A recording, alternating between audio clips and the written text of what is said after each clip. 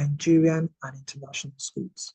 Dr. Origbago is the Commissioner of Education, Science and Technology, Ogun State. He holds a BSc, a master's, and a doctorate degree in mathematics. He has over 3 decades experience in education, and he belongs to many professional bodies, and he is a fellow of the Mathematical Society of Nigeria. Dr. Arigbago, we welcome you very specially. Please go ahead with your presentation.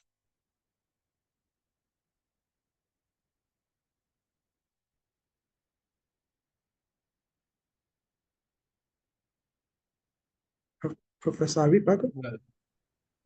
Yeah. Good evening. Good evening, sir. Yeah. Well, it's a pleasure for me to be here this evening. I want to thank the organizers for inviting me and say that the topic given me, teaching and school standards, is something that is actually very apt. As the Commissioner for Education, Science and Technology in Ogun State, I think I'm actually very excited to talk about this because this will definitely is something that touches on the very essence of having our schools to the extent that they will contribute meaningfully to national development. Esteemed guests, let me say that teaching, as we know, is an act that involves, somebody as a facilitator, maybe trying to educate another person or a set of people, depending on whether we're even talking about formal or informal system. And it is important for this to be done in a way that will actually yield the desired result. And like I said, you can talk about the power of teaching in nation building, because teaching is not just a profession. Some don't even regard it as a profession.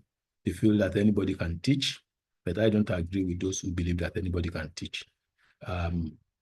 Well, you can teach, but how well will that teaching be? How effective will it be? That is the issue. So for me, it is a calling and it's a responsibility and a force of transformation.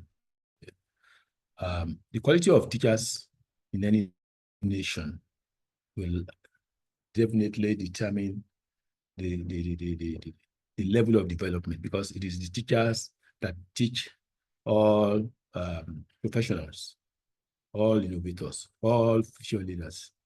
So if you have good teachers, you're likely to have good engineers, good medical doctors, good lawyers, good,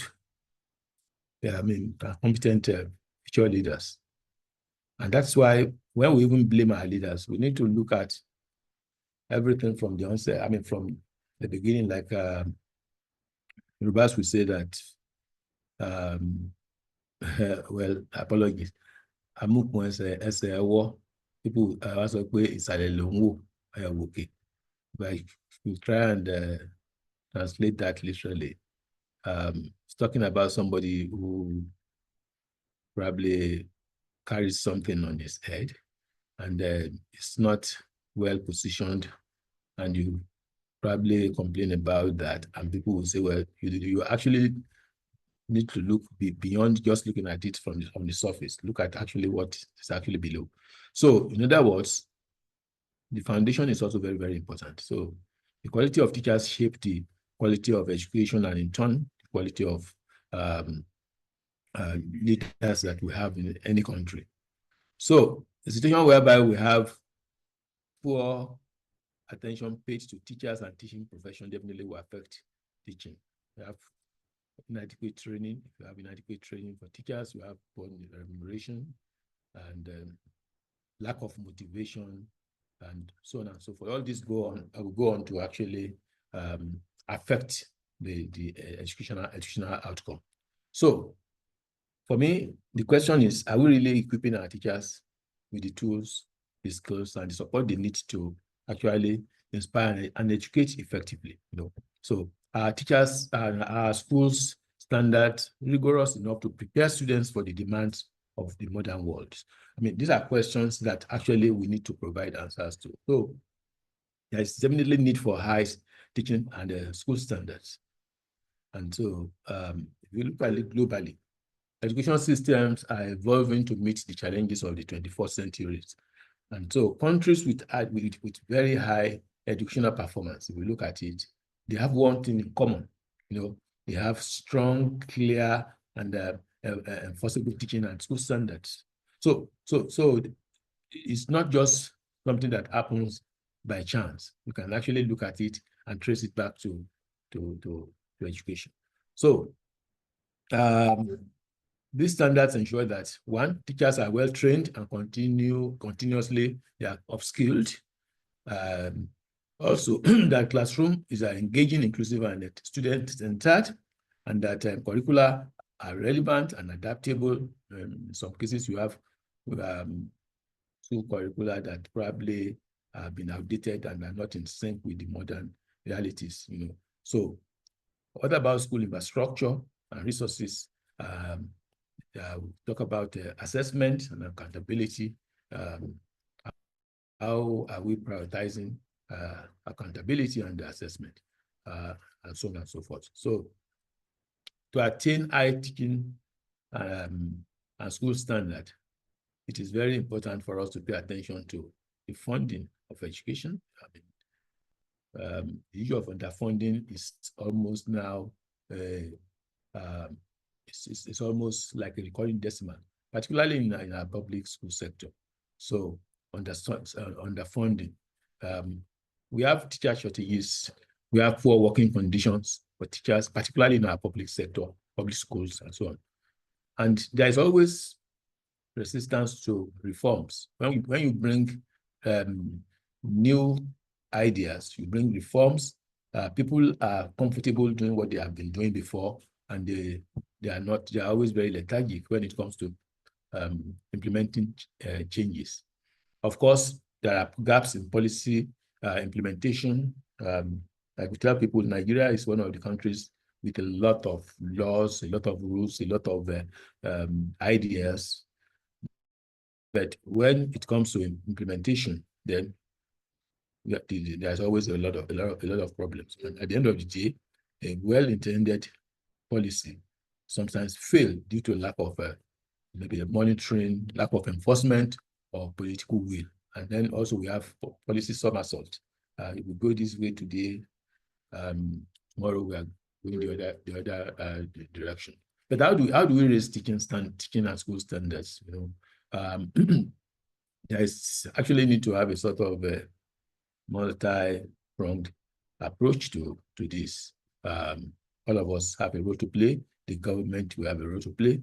The private sector have a lot of roles to play. The community also has roles to play. Every stakeholder in the education sector has a role to play.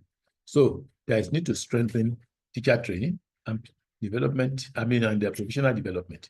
CPD, continuous teacher, continuous professional development for teachers. Some teachers, most of our teachers, after leaving school, hardly even go for training.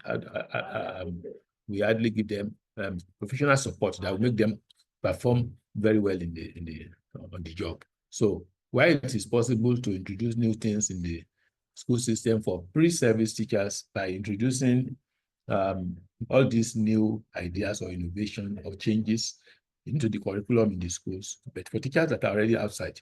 So how do you do this? The only thing you can do is to have seminars, workshops, and conferences through which you can actually intervene and make sure these changes also. So also there is need to implement performance-based accountability system. Teachers and our schools should be assessed based on clear performance metrics. How are we doing? How well are we doing this? How are we looking at teachers' efficiency or performance in terms of students' outcomes. How well are we monitoring teaching effectiveness and adherence to standards? And then we also need to look at the reward system. Incentives should be given. How are we doing? How are we rewarding excellence? When we punish teachers for not doing the right thing, we should also be able to reward them when they do very well. There should be a structured reward system. So also, I talk about enhancing school infrastructure and learning resources, adequate investment in school facilities, access to technology, and provision of modern teaching materials that will actually create an environment where students and teachers can proper teaching can actually thrive. There is also the need for us to think about curriculum reform for 21st century skills. These days, the type of teachers, type of students we have is different from the type of students we used to have. These are digital natives. Most of our teachers are actually struggling with technology. So how do we use technology to improve teaching and learning? Just yesterday, I was in Abuja, the National Secondary School, Senior Secondary School, National Senior Secondary Education Commission is working on improving teaching and learning through integration of artificial intelligence into teaching. So they want to train 6,000 teachers at the senior secondary school level to be able to integrate artificial intelligence into teaching and learning. So our curriculum should move beyond rote memorization to emphasize analytical thinking, problem solving, collaboration, digital literacy, AI-driven and STEM-focused education has to be prioritized. So, PPP is important, public-private partnership for sustainable education. So private sectors, non-governmental organizations, and international agencies, they all have critical roles to play, providing support as necessary. So there is the need for government to actually be committed to its policies and also give appropriate support. There is need for strong political will on the part of the government, to uphold educational standards. We need to actually allocate adequate funding to education. If you look at the budget of the various states of the federation, you'll be surprised. Some even have as low as maybe 10%. We have a few states that have maybe above 25%. We say we are not doing badly. This year, I think we have 17%.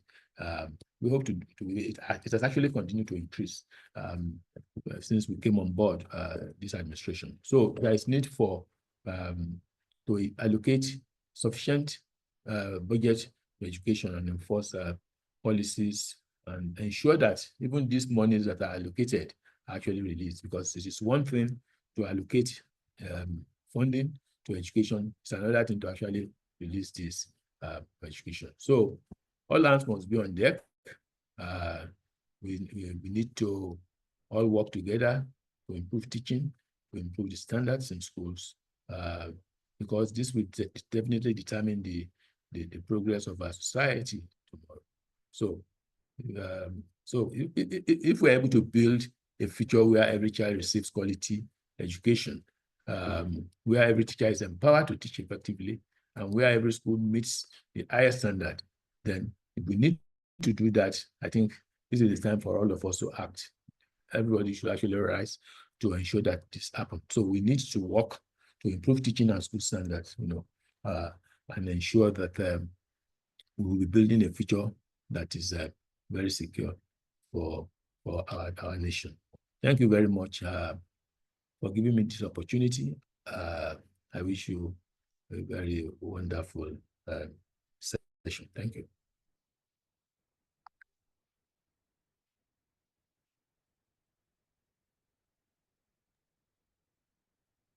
Thank you very much, Dr. Ariba.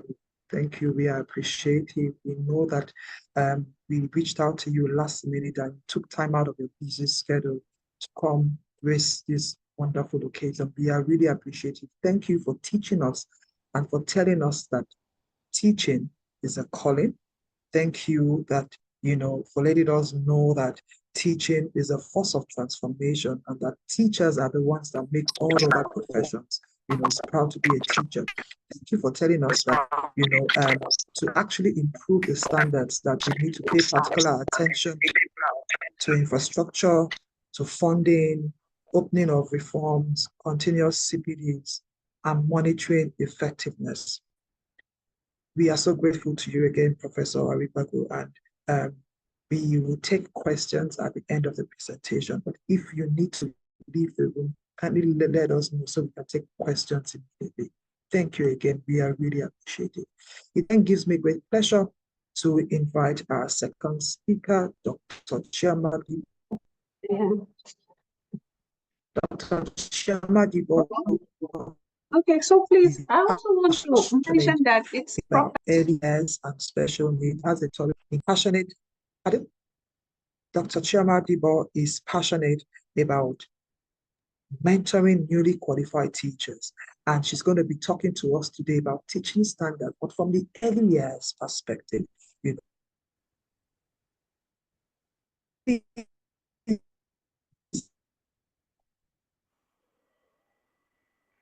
It gives me great pleasure to welcome Dr. Hello, everyone. Good evening. Can you guys hear me clearly? Okay, because it's a bit static, and I don't know if I'm the only one who can't hear you guys. We can hear you clearly, ma'am. Okay, Okay, it's better. It's better now. All right. Good evening, everyone. Chioma Dibo will do. Let's leave the doctor somewhere else. It was interesting to listen to the prof earlier, and it's amazing to be here, to be among colleagues, to be with everyone that has a stake in education. Is simply amazing. I'm honored to be part of this workshop today. I don't know. Am I able to share my screen? Am I able to share, or do I just go on? Yes, you're able to share. All right then. Okay. All right. Just 1 minute. I'll run through. So while I get this on the room, I'm just going to give a few caveats about myself so that we are all on the same page. I will start off sounding very okay and normal, speaking regular English, depending on how it takes, as long as we drive take it home. Because it's early years, we might decide to sing, we might decide to act, and we don't know what we'll take, but we'll all take something home eventually from here. So do bear with me if we have our serious hat on. But considering that it's almost end of work in Nigeria, I reckon everybody should be kind of like cooling down already. So I have a short presentation to give, and I'm just going to explain this only because I started off teaching in Nigeria, and but now I teach in the UK, and I've taught here for over 10 years. I have done this, but more with a passion of having Nigeria in mind and having Nigerian teachers in mind. I have always taught as a Nigerian that is teaching in the UK. I've always taught mindful of my own background training, even though I'd had my postgrad training in the UK, but I had started off as a teacher, first a banker, but started off as a teacher. So I've always been intrigued about education, concerning Nigeria and mostly African countries and our concept of what it means to educate, or what education means for us. So let me start off by saying, when we talk about high standards, I was told that it's about teaching and education standards, what it means for early years. And I'm sure we all know what early years is. Early years is the foundational, the base of education, where it starts from the 0 to 5 years old. That is what is early years. The roots in the olden days, I'm Igbo, so it's probably be what we call Ntakara. It will be nursery. It will be key. I don't know what it's called in Nigeria now, but it's reception in the UK. It's EYFS in early years. It is any age between 0 to 5, the foundational and the formative years. And when we talk about high standards, you're looking at high standards. You're like, if this education is going to be high standards, what does it mean? How do we measure? We're looking at the students' outcome. We're making sure that the children have a certain start, and you're looking at how your children are going to measure up on the global level. So if my child is 5 years old, I'm hoping that we want a standardized setting where whatever my 5-year-old is doing in Nigeria is the same. Okay, let's not even go outside of Nigeria. Whatever the 5-year-old is doing in Lagos, we're hoping that the 5-year-old in Anambra State is doing the same also. That's what we're looking for standardized early start, and we want to build stronger communities. That's what we're hoping to achieve. Now, to achieve this educational excellence, like the prof has already said earlier, we know that it has to do with academic rigor. The thing that you're teaching has to have a bit of rigor. When I say rigor, I'm mindful because I know we're largely Nigerians here. It's not about all academic. It's not about writing. It's not about spelling. And be mindful that it's early as the beginning of everything. So we're going to look at what academic rigor looks like, which is your curriculum and assessment, how you assess it. We're looking at, if you're talking about educational excellence, how well-rounded is your child? It's not about knowing 2 times table up to 12 times table low. No, how well-rounded beyond the academics, athletics in early years, outside of the social skills in early years. What does it look like? And particularly because this is the foundation of what your child is going to be. We're mindful of that. And then we're looking at the equality and inclusion aspect of it. How inclusive is your school? Some schools will do that. Yes, we include everybody. We're inclusive. Are you really though? Or are you just ticking boxes? Or are you selective? Because I have a school here in the UK. We have some schools here. They'll say they're inclusive, but what they do is that they will take the more attaining children that they know that have there's potential. We want to put them together. And at the end, by the time they're coming out in their key stage 2, they're coming out with their SAT or in their 11 plus, everybody's at that school. You just say, they have amazing results. But you have amazing results because you selected a particular breed of children. So how inclusive are you? And when you say you're inclusive, are you taking the people's children that need special needs and you're just putting them there and just marking them? Are you babysitting them? Or are you really teaching them? Are they really learning? There's a difference between babysitting and just let the child be coming to school. We just want you to come to school, as opposed to you're seeing the child learn and there's progress. Are you inclusive because there's a child that has special needs? Are you inclusive because you've changed the environment and the things around you, and even you, your person and your personality to include that child, and then like the professor said, how innovative are you in your education in early years? I know it looks like play to many people, but play is different. There's a different kind. It's play-based, but it's not play as in Tente. It's not play as in Suwe. It's not play as in hopscotch. There's structure to all of it. So I have said, for me, the pillars to approaching this excellence that we're looking for in early years is about your curriculum, the kind of curriculum you have, how rigorous is it, how relevant is it, how important is it. It's not that you're taking a curriculum that has been there. I remember when I used to teach in Nigeria, my greatest challenge, or the thing that was my peeve, my greatest peeve was always hearing, that's how we always do it. Like I said earlier, I used to be a banker then. I turned into education. So I didn't really train as a teacher in Nigeria, but I had a passion to teach. So when I'd ask those who have always been there, and I'd be like, why do you guys do this? Or why do we do this like this? Oh, Mr. Chama, leave it. You ask too much questions. That's how we've always done it. You carry on doing it and people have moved on and it's not working. You need to check if it's effective, if what you're doing is effective. And then we've got teaching and learning, high quality teaching, how you teaching, how is the lesson differentiated. All of us, we all come at different levels. As much as I'm amazing in maths now, I'm maths lead in my school, I'm Senko in my school, I'm teaching newly qualified teachers. I was the greatest Olodo in maths when I was growing up in primary school. But I came around in primary 4, and I will never forget what made the difference. It was a teacher that made the difference, a teacher that believed in me. And I remember that teacher asking a question, and she had an expectation looking at me like, yes, I think you can answer. Say, really? Me? Really think I can answer the question, So teaching and learning, the quality of your teaching and learning. And like the professor has said, professional development for the teachers. What does it look like? Is the feedback coming from me? I can hear the feedback. Is it from me? Okay, it stopped now. Okay. The professional development that you do for your teachers, the school climate, what kind of energy is in your school, what kind of school is it, what's the vibe that they get, and then leadership and management, of course, really does matter. Now, when we come to EYFS, Early Years Foundation, and when we come to Early Years Foundation, we'll see that play base is very important. And because I have a short time that I have, do you know what I've done here? I've just left questions for you to go ask yourself. So if you think you've got Early Years Foundation, I reckon that's what we call nursery in Nigeria. You have to ask yourself, are you making learning fun in your school? Are you just making it look like fun?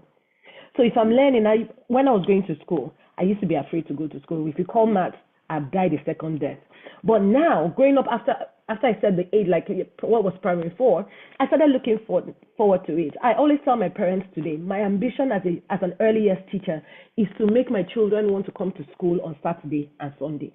They must be crying when it's bank holiday. And I'm reminded of that because bank holiday is what we call public holiday, pardon me. So a few days ago, I had this child who had been terribly ill, very poorly, really sick, and her parents had to call the doctor her parents had to call the doctor, say, please, can we let her come to school? Because the crying she's crying on top of all of this is now worse because she just wants to come to school. She feels like she's going to miss something. That is the energy. When I say what's the school climate, and that's where it starts from. A child who already loves going to school from between 0 to 5 and 6, it's on a good start. You don't want to, is it in primary 1, is it in year 2, is it in year 3, you're going to now, by then you're doing addition and stuff, you're doing equations, you're going to be, you're going to be startled. I always tell early years practitioners, you can't teach a child that is unsettled maths until that child is settled. Their social and emotional well-being is settled. You can't really teach that child. Now, play-based doesn't mean it's a structured play. There's a method to the madness, like they say. So I want to ask us, that's my question there, the ones in the black. Are we making learning fun? Are you just trying to make it look like fun? And then next one is creating a language-rich environment. Kids don't talk. All you hear is buh, duh. You think it's nothing. In a world that's filled with so much words, you're talking to them. I always tell people my greatest torture when I came to the UK was teaching in a nursery. And I said, I can never, no. So nursery is like proper nursery. That's 0 to like 18 months, real babies. You will be having conversations with them. You'll be talking. They can't talk. We say, oh, can I change my diaper? I see you want to change your diaper. You will ask the question, you will answer back. And that is immersing these 0 to 5 in words. Because at that age, you think the child doesn't know, but they can hear the rhythm of words. There's a tempo to words. They know what the tenor in words are. They know what a question sounds like. So even if you go, they know, oh, you're probably asking a question. They know your facial expression. We're immersing them. I always tell parents, I always say our flaw in Nigeria is that we tend to talk at children, not to children.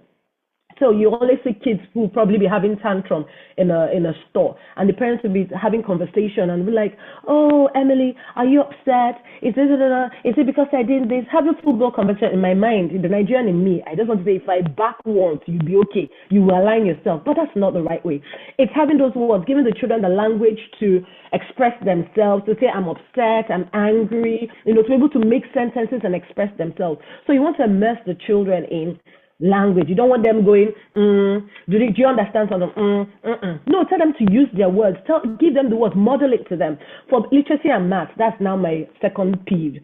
Us, we just want to, my child in primary, my 3-year-old can write 1 to 100. Really? Clap for you and your child. It's not about that. I tell parents, in early years, all you need is 0 to 10. If you understand the pattern that is within 0 to 10, you are good. Are we building foundation?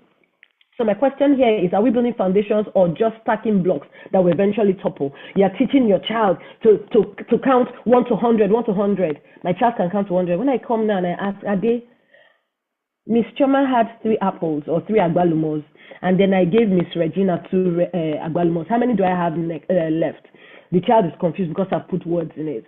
So just 0 to 10, math is the easiest. There are patterns to this. In 0 to 10, there's so much to learn. Have you learned your doubles of numbers 0 to 10? Have you learned what comes before and after? Because once you can do that, you can do to 20. So it's not about stacking, I have known, and then the foundation is not strong. It's an easy building to topple over. And then the role of the adults in early years. Are we observing to understand or observing to judge? Are you there just looking, oh, let me just know, this child is not smart, this is my high ability, this is my low ability. But you're observing so that you can, we call it assessing for learning. You're assessing, you're checking. So you know, how do I support this child? Oh, this child doesn't talk a lot. Maybe what should I do want to do with this child? This child's quite creative, just that they don't talk. So maybe I should record what they're saying for them. Or maybe they should draw it. Maybe they don't like to write. Or maybe they should draw instead. Or maybe they should sing their answer. They said there are many roads that lead to Rome. So this is the early years. This is something that I always say for early years. This is very foundational. So these are our learning goals. This is what it means. These are the areas of learning. And I hope it's clear enough. I'm not sure if it is. But the top three that we see there is communication and language, personal and social and emotional development, and physical development. You see those three? They are the top ones. And at the bottom, there's literacy, math, understanding the world, expressive art, and design. Leave out your maths and English. If your child does not have communication and language, they can't achieve any of those four. So if you're looking for the child that's going to be best in algebra, you have to be settled in those top three first. So I always tell parents, I'll give you an example. I tell parents who come, my child cannot write, my child cannot hold pencil, and then to tackle that, they give the child pen. I say, do more handwriting. You do know that these are your fine motor skills. These are the things you learn in early years. Those are things you have to be mindful in early years. That a child cannot write, is struggling to hold a pen. These are your fine motor skills. That means your gross motor skill, first of all, is struggling. So you want to be able to do bigger moves, first of all, before you get to tiny moves of controlling a pen. So in my class, for example, because I said I was just going to tell you guys story, 15 minutes is not enough to throw us into to give all that I want to give. If a child can't write, for example, is struggling to hold a pen, doesn't have good handwriting, in my class, you sit on it, you know those gym balls, you sit on it and you build your core muscle first. Because you probably can't prop yourself up properly, or you can't control your bigger muscles. So that's why I mean that for early years, see those top three: communication and language, personal and social emotional development, and physical development. Those are the things you want to focus on and make sure that you get them right. I talked about inclusive learning already, and it's not just including children with special needs. You're also looking at including their parents too. I know sometimes parents can be irritated and they think their daughter is the only princess in the whole world. Their son is the smartest, but there's a way to balance it. There's a way to balance it, and it's more inclusive, and it's better well-rounded when we make space for even the parents to be part of this learning. I remember in my setting here, we have what we call stay and play. I'm sure they have in quite a number of schools in Nigeria. The parents will come and they will teach, or they will be in the class and they'll see the teacher teach and see what the school looks like. For the teachers, I'm hoping that we tend to be, my question here was that to create a culture where you're reflective, you're thinking, it's not just your ticking box. I've done unit this, I've done that, you're going through the curriculum. Your lesson plan, when I train teachers, I say, your lesson plan, I don't care if it's on a match. You can write it on the back of a match, pack of biscuits. But as long as you know what you're teaching, you know what you're going through, you know how to assess your children, you know how to support the children. That's what you're looking for in your foundational years. And then my last and not the least is about the management. Like the professor has said, if there's no funding, all that we're talking about is really, it's all fluff, really. Money is key. Money is king and money is key. That's what we need. But even when there's lack of money, there's the need. There are ways. The beauty of early years is that you can really resource with every and anything around you. When I'm in early years, I know my friends always laugh at me because I go to parties. I will pack the empty box of drink. I will pack the shape that looks like this. I will pack the container that looks like that. They're like, wow, Alabaru, what's happening? Where are you going to? Well, it's in my class. Probably want to use it to teach shape, 3D. So you can still resource even without funding per se, But the good thing about early years is that you can still go a mile compared to key stage 1 and key stage 2, who probably need more tangible resources, monetary resources, so to speak.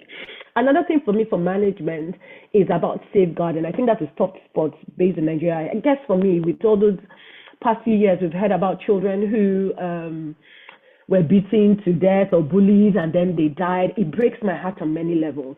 I always say safeguarding is where I see there's a bit of gap back home in Nigeria. We struggle with that, where we don't understand the difference between, safeguarding, there's the bit about negligence and there's the bit about abuse. So a child who has come in and is looking dirtier than before. From the reception, whoever is the receptionist, from the security man, everybody's responsible for safeguarding. You're a child and you're looking like, this child's not as cheerful as before. Log it in. In my school, everything we log it in to build a story. It doesn't build a story. You rather err on the side of caution. When I hear all the stories, I always say, what happened to the cleaner that was going past that did not hear?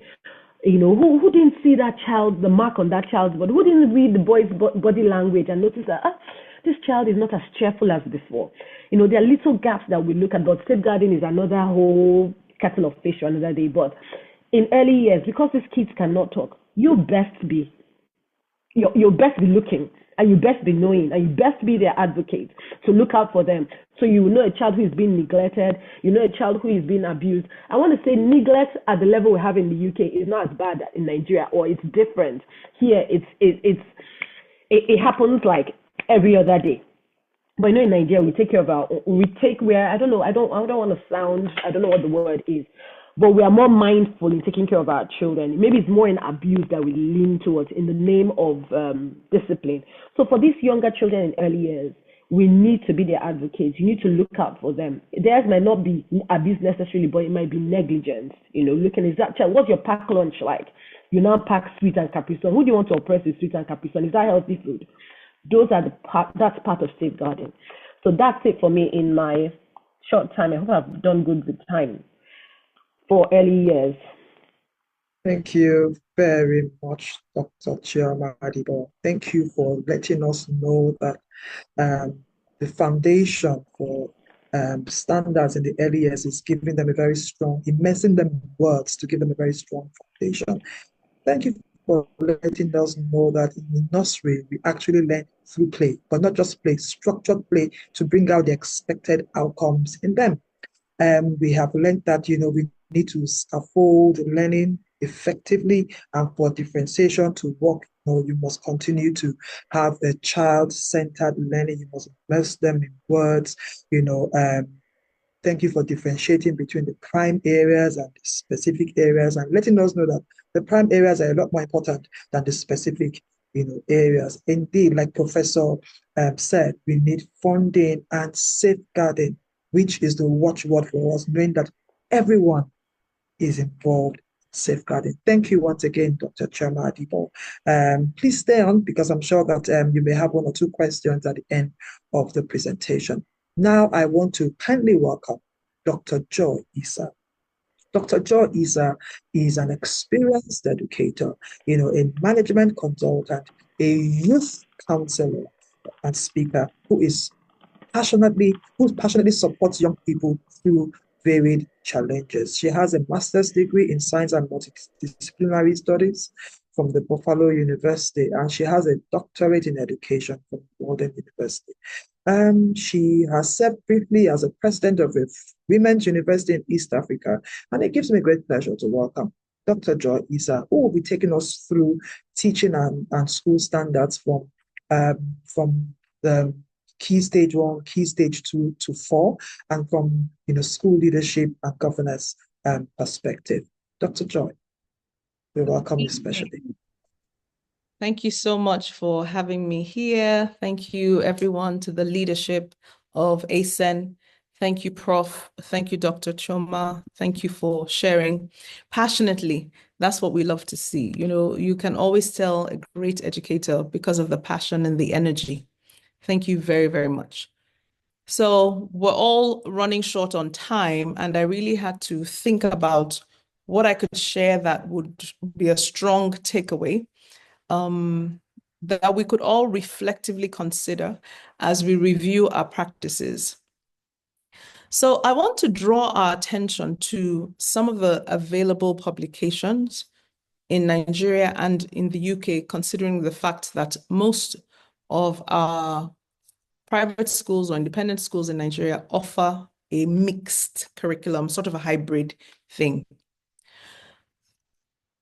Part of our challenge, honestly, is a lack of awareness of the standards.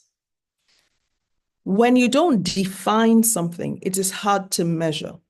Dr. Chioma referenced writing in early years. We find that because we don't have a defined curriculum for early years in Nigeria, clearly defined in terms of the outcomes, teachers have been pushing the boundaries and pushing the boundaries. And all of a sudden, it has become regular for children to be writing 1 to 100 in reception, ages 4 to 5, or nursery 2 or nursery 3, depending on how you define the class. It definitely didn't start out that way. However, because the boundaries, the outcomes are not clearly defined, and there isn't enough awareness of what those curriculum, what the outcomes are for the different boundaries, people push those boundaries all the time. You have schools that pride themselves in the fact that, oh, you know, in our primary 3, we use a primary 4 textbooks and our children are acing it. While that sounds like bragging rights, unfortunately, the specialists, the professionals, sat down together, looked at curriculum outcomes from different spaces and said, a child in primary 3 should be able to complete number and calculations from this point to this point. But we often move ahead.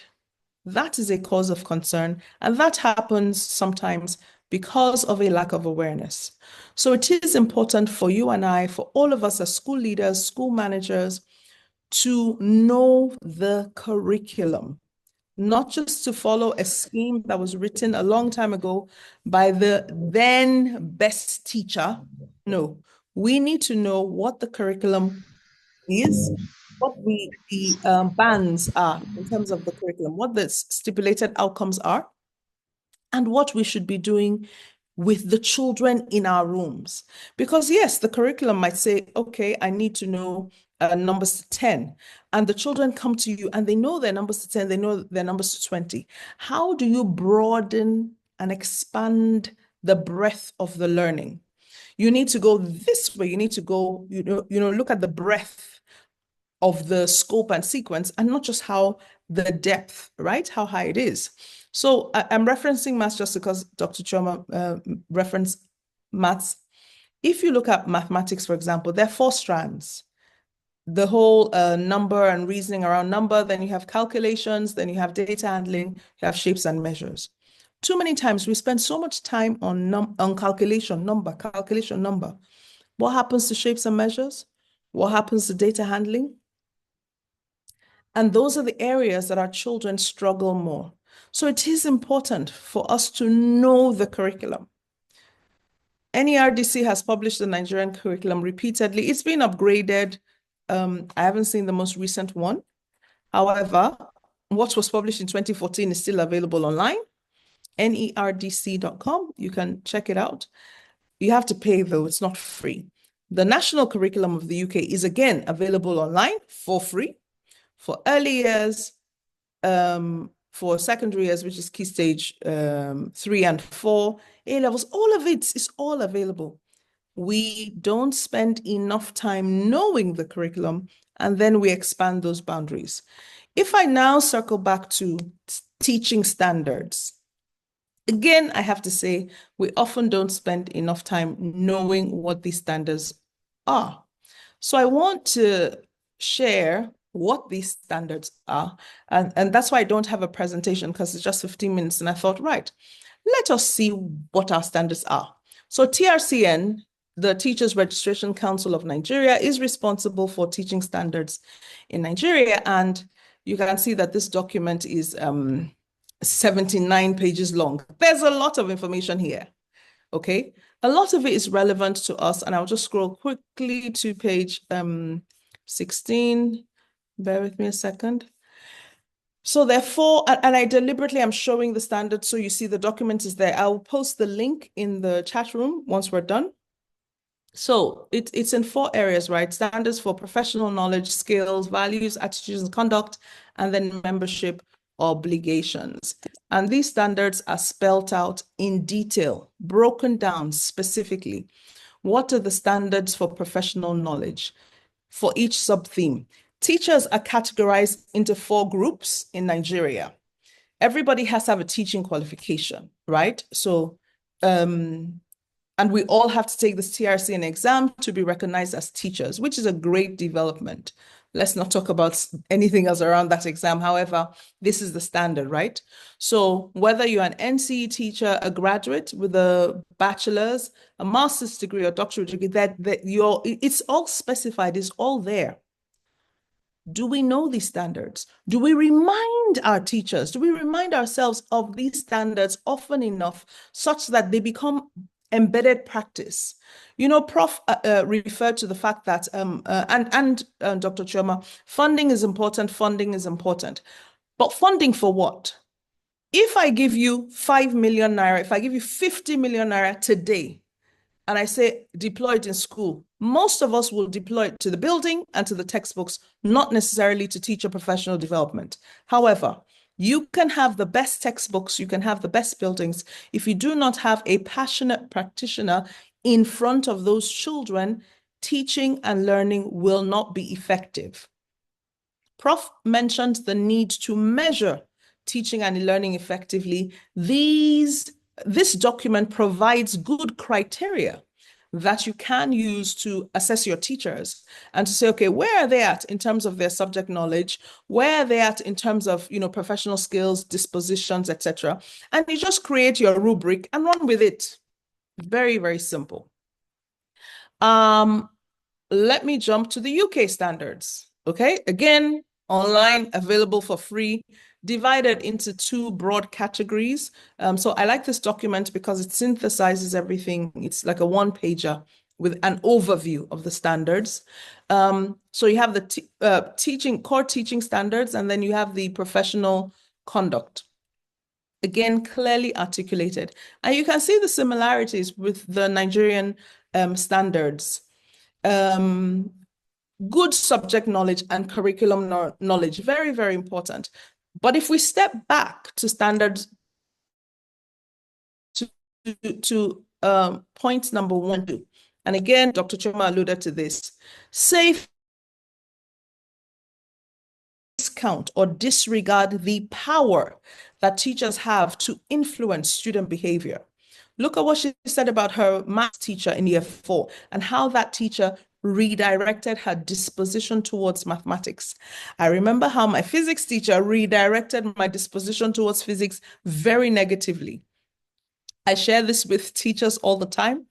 I think my set was the last set to complete Form 3 before it was changed to the JS, I think to the 6334 system. So I completed secondary school. I think I finished secondary school in 1989-ish. Eons, it sounds like eons ago. Where was I? Yeah. So my teacher just basically, I got an A in English, a B in maths, and an F in physics, like a woeful F. It will be considered U based on the UK grading system, or a 1. Terrible. How does someone who has an A in English, a B in maths, fail physics? That was me. And that happened because I was terrified of my teacher. So I couldn't move past the human being that was in front of me. And so safeguarding at all levels is important. It's not enough to say, oh, this teacher is amazing. What is happening to the students in the class? How do they feel? How does the teacher make them feel? And it's very clear. What are the rules and routines for behavior management? It's not enough to say, oh, I've told them to be quiet and they must be quiet. What are the sanctions? Prof said it. What are the sanctions? What are the rewards? All these things, the awareness of these things, and unfortunately, the lack of awareness of these things results in low levels or low standards of teaching and learning in our schools. So that's why I want to harp on today, awareness. Do we know these standards? Look at the standards for professional conduct. A teacher is a custodian of all things true, and a teacher is supposed to uphold public trust. So as a teacher, how can we encourage our children to cheat in examinations? How can we not display fairness and equity? How can we not teach them, to be fair to everybody in their sphere of influence, to their friends? We have to teach them these things because that is the expectation of us. So How aware are you, the school leader, the school owner, of these standards, the school manager, the administrator? That's the main thing. Do we know these standards? If we don't, that's not a problem. Read them up. Discuss them in your management teams. What does good teaching and learning look like in this context? What does the policy say? How can we translate that into our system? So that's the first thing. We must be aware. Number two, follow through. A lot of us have beautiful policies on our websites, beautiful books all over the place. However, implementation and follow through is a big issue. I've conducted so many school audits over the years, and we've seen that the policies are there, but nobody remembered that the last time the policy was looked at or revised was, okay, let's not say 1945. I say 1945 a lot. It was maybe, 6 years ago, 7 years ago. Meanwhile, policies should be reviewed maximum every 2 years, maximum every year, actually. In your inset trainings, in your periodic staff meetings, once a month, something, review the policy. What is the policy for assessments? Dr. Choma said it. Is it about spelling? We're just spelling and having spelling bee and mental maths tests. Really? What is the policy on assessments? Are we focusing on these summatives, assessments of learning, and not, like I said, the assessments for learning? And what does that even mean? So it's then the policy, AFL practices. Please, what does that look like? Are you using the data you collected from marking your children's books to change your lesson plan? Are we doing that? Are we checking? Oh, Joy didn't understand. Choma understood. Let me look for names. Dion, halfway. Mary, yes. Anthony, yes. Okay.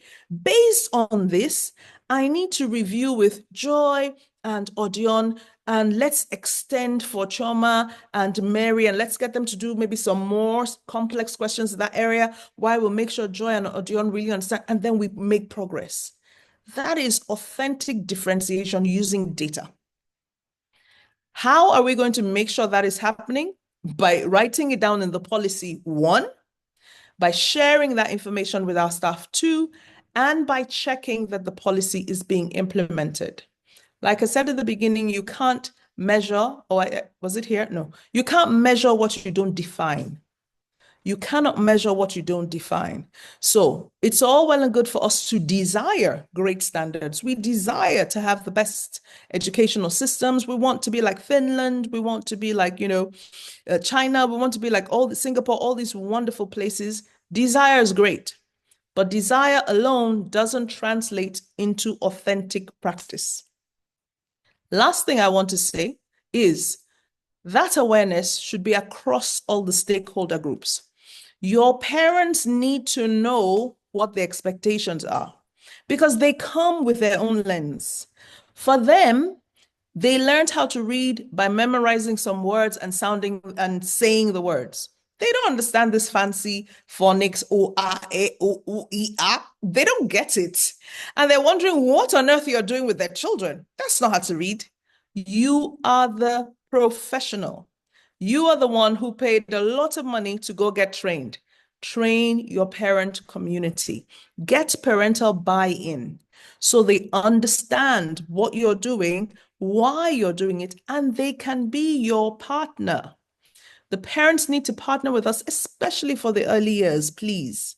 Please and please, it's also a pain point for me where I go to schools and I see little children that haven't developed their, fingers, and they're holding these slippery pens. And you're like, why isn't the child holding a big, fat, chunky, triangular crayon or triangular pen so they understand the pincer grip? The shape of the instrument will just help them sit. Then let me take it up to secondary level.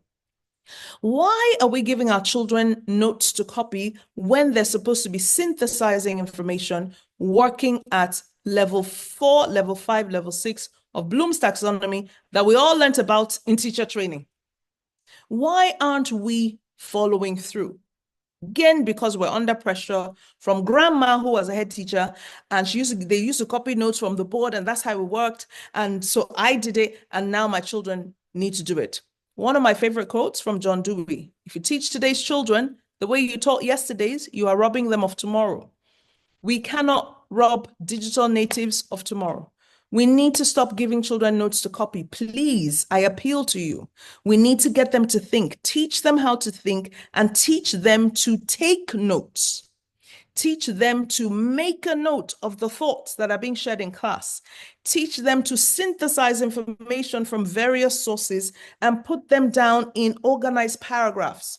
So when they hit those exams, they are not under pressure to regurgitate some information, but they can apply information in new and varied contexts. That is authentic learning. We need to evolve the way the developed nations have evolved. We need to evolve in our approach. Remember what I said earlier, we have to teach the parents, because the parents didn't go to teacher training. The parents don't know this information. The parents didn't come to this workshop, well, some of them, and so they won't understand. However, if we were all afraid of cars and said, oh, we're not going to go in a car, we're going to be using our horse-drawn carts, we won't be here. We were all afraid of technology and Zoom. Hey, my children will learn bad things on the computer, until COVID hit and we all ran online. So we shouldn't wait for the national or global crises to force us to evolve our educational practices. That's the last thing I want to put on the table. We need to really critically think about what we're doing. It starts off with being aware of the curriculum. The first thing I said, be aware of what you're supposed to be doing. Use the Nigerian teaching standards, use the UK teaching standards, be aware. Share that information with your staff. Agree on what that looks like in your context. Know your curriculum, please. Everybody should know the curriculum. Know the outcomes. Know the ends, and know when to stretch and challenge, know when to lower to support the children. Then we need to follow through on the implementation of these policies. Big one, we need to rethink our strategies. We have to evolve. We have to evolve. Thank you very much for this opportunity. Thank you so much, Dr. Joy. Thank you for, reminding us of what we need to do to actually improve the teaching and school standards. We must know what the curriculum and the outcomes are. Thank you for letting us know that.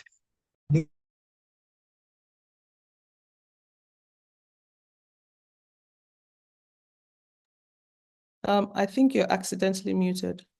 So sorry. I just realized that. Thank you so much, Dr. Joy, for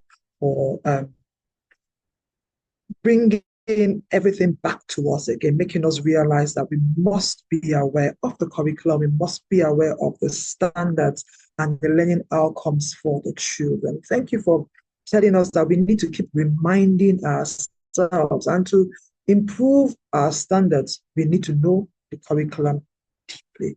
Thank you for telling us that safeguarding and well-being is very important, and that we must continue to use data for whole school improvement. Data should not just be wasted, it should be used, and should be used to improve our teaching and learning standards. And teachers should realize that they cannot be seen to educate the children alone. They must get the buy-in from the parents, and must carry the parents along. And with carrying the parents along, you're sure that you're allowing the children to get to that point where you want them to be. Thank you so much, Dr. Joy. Please stay on. Don't go. Questions will come at the end. Now I want to gladly, warmly welcome Dr. Ogunmuyiwa. He's a director and head of department for private education and special programs, Office of Education, Quality Assurance, Ministry of Education, Lagos State. Dr. Ogunmuyiwa has 2 master's degrees and a doctorate in education, with emphasis on the implementation and practice of education quality assurance systems. Please kindly warmly welcome Dr. Ogunmuyiwa. Thank you so very much, Regina. I hope I'm audible enough. I must confess that it's been an excellent evening. having Professor Abayomi, the Honorable Commissioner for Ogun State, leading with Dr. Chioma and Dr. Isa.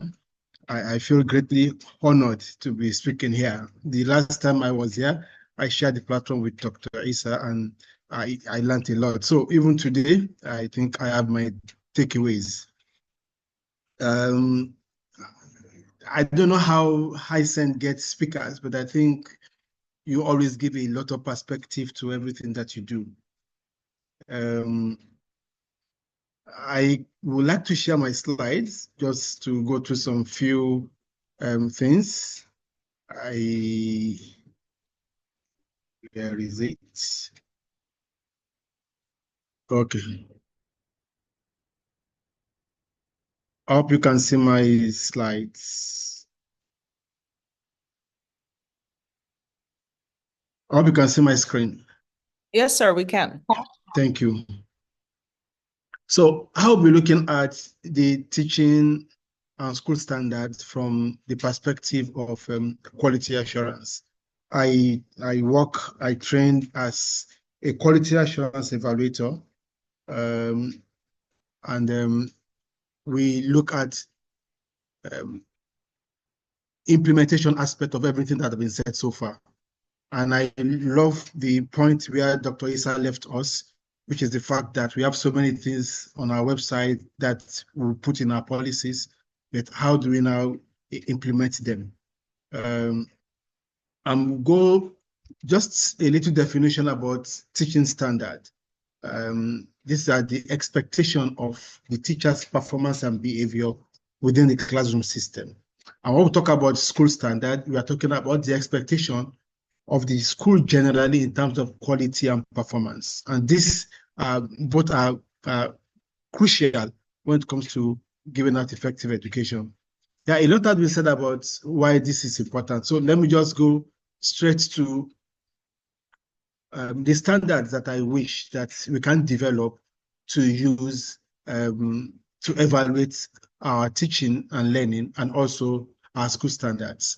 We start with the objective. It's a common knowledge that every lesson must start with the objective. So, but there are 4 questions we need to ask. And these are things we can develop into templates. Are the lesson objective appropriate? Are the lesson objective clearly stated and well stated? And are they shared with the learners, or they are just in the lesson note or just on the board without the learners really knowing, the journey they are about to go on? And also, is that are the lesson objective within what can be achieved by the learners, either within the time frame or within the age range of the learners? Now, when you go to teaching methods, are the teaching methods being used by the teacher appropriate for all the group of learners in that particular classroom? And let me say that all these areas can be evaluated by saying, okay, this aspect is outstanding, or this is good, or this is fair, or this is inadequate or very inadequate in terms of preparation of the teacher. So, teaching method. Are the lessons well planned and structured? Are there references to either previous knowledge or previous experience? Because these two are quite different. The knowledge is different from the experience. Maybe the knowledge is what has been taught in that particular class in the past. That the experience is outside the classroom. What are those things that you think these learners are familiar with? Okay, then does the teacher use 21st century teaching method, depending on the school standard, which I'll come to in a minute? Then you go to instructional materials. Are instructional materials being used effectively during the lesson? And when we talk about instructional materials, we look at 3 things from the perspective of quality assurance. Are they relevant? Are they adequate? Are they well handled by the teacher? Then, are the the instructional materials being used at the right time? Because at times teachers will go into the classroom and, they have the social materials there, but they don't even refer to it. It is towards the end of the lesson when they're almost done that they will remember that, oh, I have an social material to share with the learners. Then we come to learners' behavior. During the lesson, was the teacher able to get the attention of all the learners, or few of the learners, or half of the learners? And is the lesson interactive? Because today, we are not just teachers, we are facilitators. We facilitate learning. So it is not a case of teacher coming, to the class and thinking that I am the one that will do all the talking. No, the learners also have an idea of what you're talking about. So tap from what they know and let them do some few researches while they are in the classroom. Then the classroom environment, is it neat and conducive for learning? Is it also welcoming to the learners? Are there appropriate, charts around, not the type that will distract them from what is being taught, but some of the charts that will drive them. So for every term or every week, teachers are supposed to look at the chart in their classroom and see whether they are relevant to, the subject matter that they will be taking the learners through. Is the class well ventilated and illuminated? The sitting arrangement, is it adequate for the particular teaching method that is being adopted by the teacher? Then we have the subject, mastery or knowledge mastery, which has been, quite explained by previous speakers. So how do you monitor progress, learners' progress? Do you have questions, high-level questions that you want to ask the learners? Do you have also average, learning questions you want to ask the learners? Are the learners engaged in class by giving them classwork or giving them quiz or giving them group work or projects, that they can do in the class, just for you to be able to test? There was a class I went to observe a particular teacher. And because I realized that the teacher was just blabbing, learners are not following. So I gave a test to the teacher. I said, can you just rub off the board, clean everything on the board, and go back to the classroom and ask the student the topic you taught them? Just the topic okay, you are teaching them agric. What is the topic? So he went back to the class and asked the topic, and only few of the learners could recall the topic, because the learning was not challenging, was not engaging. You were not, doing this kind of, intermittent evaluation to know whether the learners are actually following you. And the last part is the learner-teacher relationship. Is the teacher calling the students by their names for us to be able to confirm that truly you are familiar with these learners and you know them? And when you call learners by their names, you see them, being quite relaxing in discussing with you. But when they know you don't know their names, they can hide because they know you don't know them. And how interesting do the learners not find the lesson, but find their teachers? How interesting do they find their teachers? And I think Choma mentioned something about making a kind of lasting impression on the learners. There's a quote that I saw where it was said that learners don't care about what you know until they know how much you care. So your extent of care to these learners is what tells them, that makes them to show interest in what you want to teach them. They don't care about what you know until they know, how much you care about them. Now, going to school standard, we'll start from the aspect of infrastructures and facilities. And this is where we start to look at the size of the classroom and the condition of the classroom. Then you look at the basic amenities that are supposed to be in the classroom. And also is the library and the resource centers, the playground, and sports facilities, and also safety and security measures, which have been mentioned, which we have to pay adequate attention to. Now, leaving the infrastructures, then you go to the actual teaching and learning. And from this perspective, we are not looking at the lesson delivery. We are looking at the teacher qualification and training, which Dr. Issa actually exposed us to the different level of teachers that we can have. Then you look at this teacher-student ratio, you look at this curriculum and instructional that is being used, then the assessment and evaluation method, which has also been mentioned, and also the kind of student support services that we have in place to ensure that our learners are actually following. And I think second to the last aspect of my presentation is the leadership and management. And I think this has also been touched on. So we look at the leadership and administration. In looking at the general school standard, then we also look at the policies and procedures that are supposed to be in place and being implemented.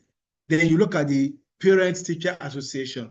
How are we engaging our parents? Like, Dr. Isa mentioned, do you also invite your parents to workshop to teach them some of the things you want them to support these children with? And also the community engagement and financial management. And the last aspect is the students' outcomes, the academic performance. How do you rate them along the national examination or international examinations? How is your student attendance and retention? And how do you follow this up? How about your student discipline and behavior? Because they are not just in school to learn the A for apple, but also to learn about good behavior, character, which can mar their future, regardless of how brilliant they may be. Then you have the students' participation in extracurricular activities. All work and no play, definitely makes, you understand. So students must have a extracurricular activities that they engage in, which is also part of their total development. And the last one is, how are we preparing our students for post-secondary education? And this is something that I have not found in many schools. And these are things we need to do so that our students don't leave primary school to secondary school and start misbehaving or start adjusting in a way that is not helpful to them. Or they leave secondary school and go to university and they are unable to adjust well. I'll skip the challenges and go to what I think we can all do and what Aisen can do from the quality assurance perspective. As educators, we have to prioritize and also advocate for high teaching and school standard. And I think what you are doing with this population I can see on this platform, I give it to you, Aisen, you are doing wonderfully well. Secondly, is that I feel Aisen needs to develop a template from this workshop, develop a template that schools can use to measure their teaching standard and also measure their school standard. And we put it in a kind of a rubric that it can be, whether good or whether outstanding or whether inadequate. And also is that schools can come out at the end of the day and be graded, either as an outstanding school when it comes to teaching standard or an outstanding school when it comes to school standard. I want to thank you so much for giving me the opportunity to share my thoughts along with other speakers. Thank you so very much, and I wish every one of us a wonderful evening. We are grateful, Dr. Ogomoyewa, for your lovely session. Thank you for reminding us that teachers need to be prepared adequately for their lessons. And it's not just about knowing the curriculum, is about effective classroom management, is ensuring that the children are enjoying what they are learning, and for us using the right strategies to learn. Thank you for letting us know that the assessment for learning and feedback is very important in the classroom. And we have taken your feedback, Dr. Ogomoyewa, as Aisen. I will go back to the chairman and president of Aisen with your recommendation for us to prepare a template that other schools can use to develop standards in their different schools. I want to thank Professor Aribabu, Dr. Chioma, Dr. Joy, and Dr. Ogomoyewa for the deep insights that you've shared with us this evening in terms of ensuring that our standards do not drop and for us to improve our school and teaching standards. I want to open the floor now for questions and answers, and then we cannot take more than 4 questions. And if time permits, we can take 1 or 2 more. So if you have questions and answers, please use the raise hand function and then we will unmute you or ask you to unmute yourself to ask your question. And it would be good for you to direct your question to any of the speakers that have spoken this evening. So it's time for questions and answers. Please use the raise hand function and then we can ask you to ask. Odion or Yarero, please can you unmute and ask your question, please? Odion or Yarero.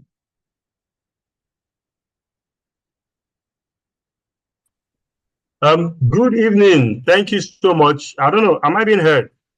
Yes, we can hear you. Yes, we can hear you. Thank you so much, ma'am, and thank you so much to all the speakers. You have to apologize. I didn't get everyone's name, but I want to say I'm very grateful to all that has been shared so far.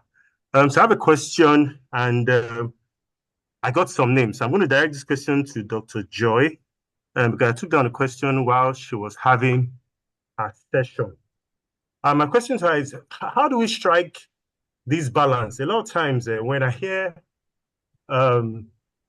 facilitators speak, educators and all that, it almost feels like we talk in extremes, where we talk in extremes. So how do we strike the balance? Because she talked about taking notes. Of course, I am of the opinion that taking notes, I had a teacher one time that he splits the board into 3 columns. He fills the 3 columns, he raises everything, fills the 3 columns again. That's extreme. That makes no sense. He just wasted a 45 minutes period. So I do agree that there's an extreme case of taking notes.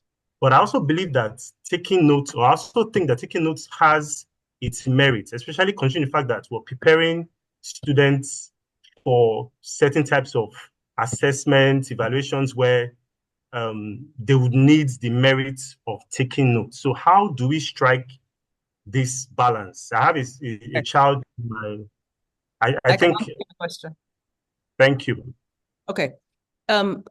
You mentioned us having exams where people will benefit from note taking. I honestly don't know one exam on the planet where note copying adds value to the children. Like, it's a skill, copying notes.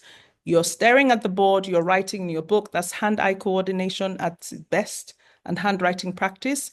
There's no thinking happening, which is where the shift needs to happen for us. The reason why we give children notes to copy is because that's how we were taught to teach. If you did teacher training outside of Nigeria, you would not give children notes to copy because you're not taught to do that. So it is important for us to sort of begin to shift. Just try it out is all I'm asking. When you have conversation, imagine if instead of coming here and having this conversation, we gave you the notes. So I sent my notes, Prof sent his notes, we all sent our notes and said, right, read the notes. And then you come and answer questions on the notes. The learning is not as effective. Your minds will not be as engaged. The learning is not authentic. You can learn from reading information and applying that information. But where you just look at something, write it down, and then you're supposed to pour it out in an exam, the learning is not as effective. Go back to Bloom's taxonomy from teacher training. And that's why I specifically referenced it. We spend too much time working on level 1 and 2. How much do they remember? Level 1. How much do they understand? Level 2. Our exams, our multiple choice questions, we want to see how much they remember. We need to go higher. How much analysis can our children perform? What I said when I referenced to note copying, I said, teachers have synthesized the information from different points, pulled it together, and given Joy to write. Joy has not had the opportunity to learn how to synthesize information from different sources, to pull it together and write it in an exam. So Joy is not functioning at level 5, level 6. She's still functioning at level 1, how much she can cram and remember and pour out in an exam. I am appealing. Giving children notes to copy makes them function at lower levels. When you have a class discussion, put a big chunky question on the board. What have we now learned about teaching standards? And as we discuss this, people are taking notes, not copying what you have written off of the board, but they are making their notes. Number 2, Prof said it, Children are digital natives. In schools where we have these resources, we have textbooks, we have internet access. Google knows much more than we do. Why aren't we giving children access to that world of information so they learn to think? They learn the critical thinking, the analytical thinking they need to be creative, to work in the environment. That is my appeal. Note copying, chuck it out. Give them the opportunity to write down little notes, jot what you're thinking, then give a big question at the end. Let them write to answer that question. Then you know that Joy was thinking about yam and stew during your entire lesson, and Joy needs to pay attention. She needs to read page 72, page 14 of the textbook. She needs to do some extra research, and you know that Chioma got it. Boom. Keep going. Then what you are marking becomes authentic practice. That is my appeal. So no copying, chuck it out. Note taking, you can, and then use it to answer a big question. Thank you, Joy. Can I add something to what Joy has said? Yes. And I think most teachers, it's a point of validation for you. You feel useful. And I want to say, particularly as Nigerians, and I don't say it as in including me, we like more is a lot. More feels busy to us. So the teacher who is right, that your teacher, Joe, that's writing in different parts of the board, feels productive. But that's not, it's going on a treadmill. You're going nowhere. And I think what I've learned from Joy is that we all need to switch. So she's not saying that there won't be a note, because I saw your question in the chat, which was, how do they now do it? WAEC question. I reckon you're saying, like, where there's the theory you have to write. It's that they're not writing what teacher or John has given them. It's their own. And what that expects of me is that I will go and look at their notes. I'm not looking for the ones that have given me verbatim. I'm looking for who has written it in their own way and who has made sense of it in their own way. I know the key points I'm looking for. If I'm teaching photosynthesis, I know what I will see. So you would have the notes. There'll be notes. In short, as a matter of fact, we are going to finish onward factory. We will write the notes, but the kids are going to be making the notes. It is note making, not note, not copying notes. You're taking the notes. They're making the notes. So feel free to have notebooks, but it's the children's own words. I used to have a friend. I will never forget her mom. Her mom was not educated, but her mom understood the concept in biology and all of that. She used to teach them in Yoruba. They were the best in biology. Their mom used to teach them in Yoruba. So it's that there's content in what you're teaching. So the notes taken, it's not that there won't be notes. There'll be notes, but it's the children's notes. Because I'm a living example of people that came from Nigeria and studied here. Please let me just quickly tell you guys how I was dumb and deaf in my first day at the university in the UK, where they asked me, Chioma, so what do you think? I said, me, think. Why? Just tell me what you want me to think. I will copy it and give it back to you, word for word. That was the beginning of the end for me. That was when I knew it was wrong. As in, I just wanted to copy. My pen was ready to copy the lecturer's saliva. And then they had to tell me, I had to listen. Do you know what it means to listen? And then process, synthesize, and give it back. Oh, then what you're looking for as a teacher is on another level. So you're not looking for evidence as per who copied notes. Let me see how many notes. What am I doing with your handwriting? You tell me, if you want to dance photosynthesis, dance it. Show me, and I must understand, and you must deliver. That's what it means to learn. Sorry, I just had to add that. My aggression is a lot. Thank you, Dr. Chioma and Dr. Joy. Opayami Bello, can you please unmute? I'll ask your question. Opayami Bello. Okay, ma'am. Good evening, ma'am. Many thanks to the speakers. I'm richly blessed with this seminar, workshop. So my question is that in this Nigeria context, because it is good to be aware of the curriculum, how you are going to go about evaluating the students, the method and all those things, but I still believe I'm of the opinion that teaching and learning requires a lot of time. For instance, for you to be able to implement or incorporate all these learning strategies into your lesson, it takes a lot of time. And we are in Nigeria, whereby there is too much emphasis on covering of a scheme of work and curriculum, because you are working within the context of you preparing the student for external examination, and most of the external exam bodies in Nigeria, WAEC, NECO, they are still expecting students to give back to them what has been print materials in the textbook. And that is why, because I'm privileged to have been marking WAEC, most especially government and civic, for quite a number of years now. And whenever we go for coordination, there is already prepared what is it called? Rubrics that you must follow. And most of the teachers, these are the people that graduated maybe 1960, 1950, all those Baba, they are still there. They are not even ready to leave the service.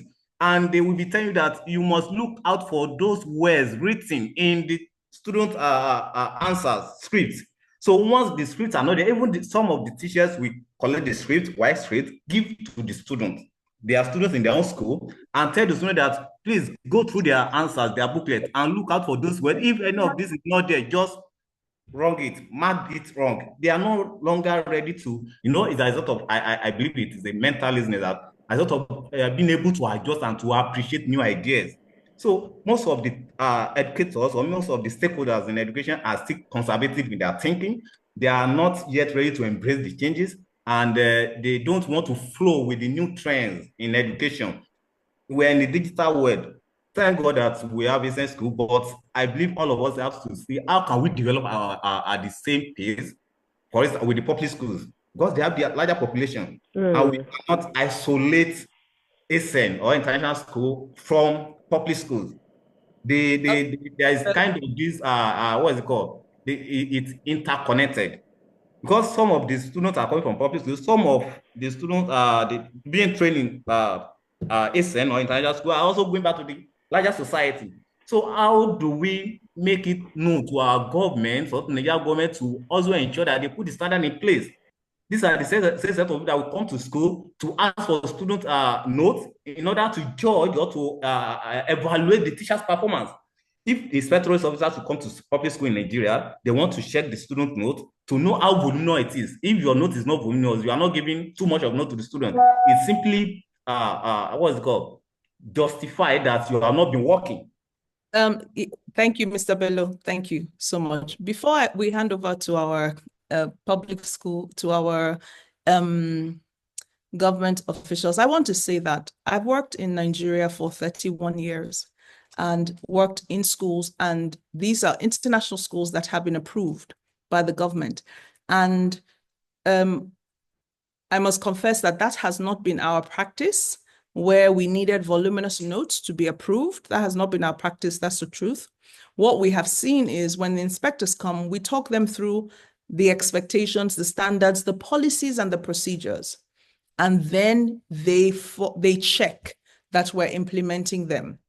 The problem is where there are no textbooks, there's no internet, we don't have enough resources, and then the children don't have anything to use to revise. And so they tell you, okay, you're working in an under-resourced community, give the children information. Every exam body has key words, key phrases that must be included in each response, not word for word, verbatim. The way the paragraph should be, it should be like this. No exam body has that. If you go to the WAEC has a website. Sorry, there's a website online where WAEC has reviewed hundreds of questions for the last many, many years. I found this out when I was doing my doctoral thesis. And every exam paper is reviewed. Primarily, you see the answers that are expected and the challenges. Key vocabulary being missing is a big deal. So we have now erred on the side of caution by giving them all the notes, as opposed to re-emphasizing the marking scheme. So again, I like to use myself so that Joy will know that when I answer this kind of question, I need the key vocabulary, I need this, I need that. Not just that, like Shoma said, I need to cram what my teacher gave me and pour it out. We keep robbing our children of the opportunity to think. I can't say that enough. So you're right, sir, that we need to push our governing bodies. We need to push the accreditation, the inspectors, sorry, to evolve, so that they move up and move away from 1945. However, that is why you're the professional. That's why you work in a private school. And that's why we need to uphold teaching standards. And like our Oga at the top said, Aisen should come up with a rubric that we used to say, this is the Aisen standard, these are the Aisen schools, and our teachers can do well. After all, children in the private schools take WAEC and they pass, without so much cramming. Thank you, Akoyemi, and thank you, Dr. Joy. Do we have more questions? Regina, will you allow me to say something? Oh, Because I can yes. Oh, see yes. Yes, Dr. Gomera. a bit of blackmail here, about government and government schools. Let me start particularly about evaluators. The first set of evaluators in Lagos and in some other countries were actually trained by the DFID department in the UK. So we have moved away from this inspectorate, mindset into quality assurance, where we support schools and try to also sit down, understand what the school is doing, because nobody knows it all. This is the orientation that all evaluators have. So nobody will come to your school and tell you, you must give note verbatim to the students. And I think the point Dr. Issa is trying to make has to be gotten very clearly. There was a workshop in Singapore, I guess, where the role of the teacher is emphasized. Now, when you give students to go and develop notes and they come back to you, that is not the final. You have to come up with those keywords that you are talking about as a WAEC examiner and bring it up and let them know. Now, for example, you take production. Students can go and say that, how many factors of production do we have? 4, according to exam standard. But there are literatures that tells us that there are 5 factors of production, there are 6 factors of production, there are 3 factors of production. Students will come up with all this, and you tell them, if you say 3, you are right. If you say 6, you are right. But I want you to understand, for exam purpose, which you are facing, you need to understand that the marking is going to be looking out for 4 factors of production. Now, what you have done is this. You have equipped this student, and you see some student going to write the exam and telling the examiner that I can prove to you that there are 3 factors of production, there are 6 factors of production, but I want to stay and limit myself to these 4 factors of production. And I will assure you that such students will get better marks. It is because you have been able to allow them to do the research, and you also guide them towards what they want to do. That is what teachers are supposed to be doing now, but not giving the students all the notes for them to copy and return back to them. And I think if Aisen can even take a whole workshop on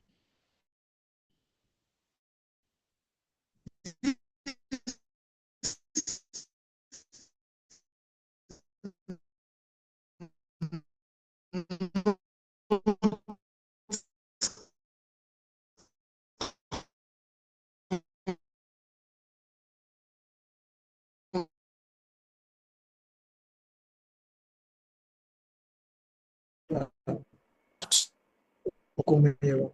Thank you. Thank you. Do we have more questions?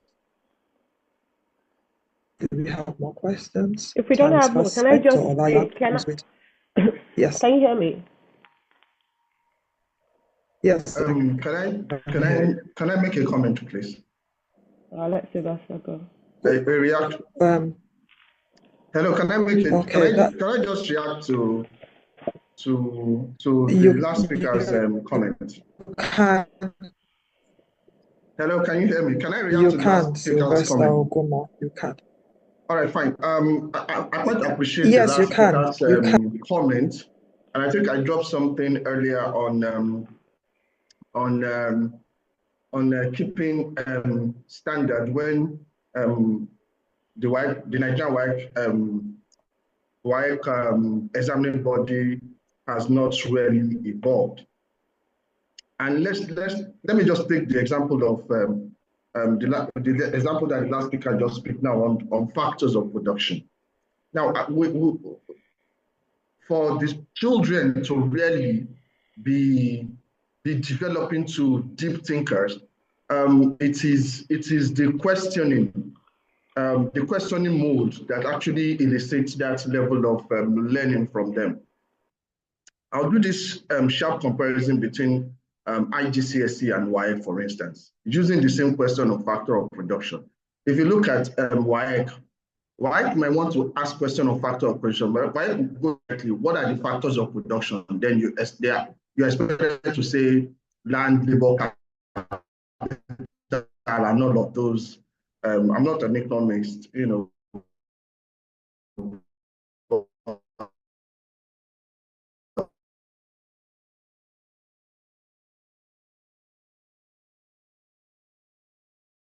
IGCSE is going to send that kind of a question, the IGCSE mode will be like, which of the following is a factor of production? You are not likely going to see land, labor, capital, and land, labor, capital, and all of those factors of production directly as an option. You're likely going to see IGCSE saying which of the following is a factor of production. You'll probably see something like they could use a barber shop as a scenario, and they'll say, okay, is it the clipper, the barber, the shop, the mirror, and all of that. So it's now left for the student to now begin to equate all of these items, the clipper, the barber, into land, labor, capital, and entrepreneur. Are you getting the disparity between the questioning mode? The WAEC does not elicit that deep thinking in the student. You just ask you what are the factors of production, land, labor, capital, and just list it like that. That's why we can't. It will be very difficult to actually move the student from the garbage in, garbage out kind of learning.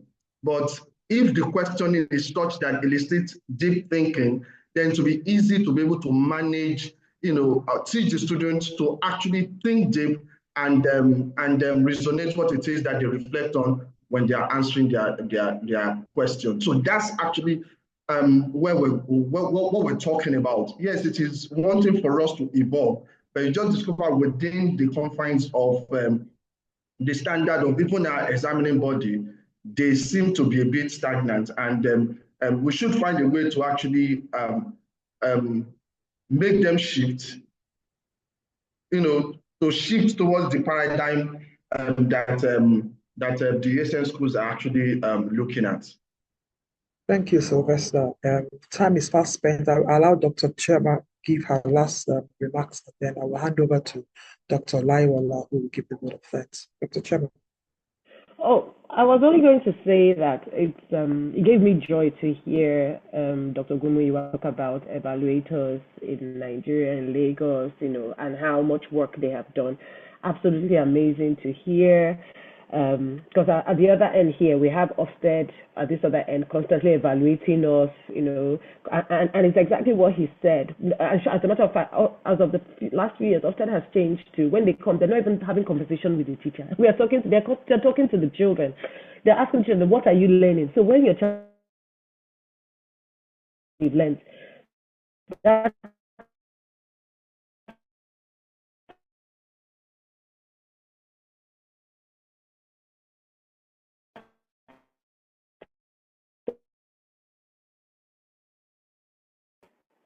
those colored cards, that's all she makes notes on. That's all. If I say, Noni, bring your notes. If I use my Nigerian mind, I'd have rushed her since I say this child is at the bottom of her class, but she's at the top of her class. It is in those little A3 notes. They make their notes. That's all. So everybody has those notes. So it's again, I so agree with this. Maybe we should all address this issue of making notes or how we teach. It is that whole, the child is bringing out their own process. About the person, and to the person who said the thing about questions, I also realized that teaching and learning back home in Nigeria, we struggled with, and me coming over here to learn and train as a teacher, we struggled between Chioma, name something, list, discuss, analyze, compare, mention. We don't even know the difference. So if somebody asks you list, we as a Nigerian, as a sharp Nigerian, because you're afraid you don't want to feel old, how about I name everything? I part everything that I've copied from my teacher. Meanwhile, they only wanted you to list the things. So those are the things to when we go into the quality of teaching that we do. I know, and I agree, it also works from the top down. The policies need to change, the quality of the questions being given, it all needs to change, working backwards, but it's one step at a time. I like the idea of creating a template from this association to kind of like booster it. Thank you. Thank you. Once again, I want to thank Professor Aribabu, Dr. Chema, Dr. Joy, Dr. Gumoyewa. Thank you. We promise that we will continue to learn. We will continue to be open to reforms. We'll continue to scaffold our learning, and we are going to involve our parents a lot more, to raise our teaching and school standards. Doctor, give the word of thanks.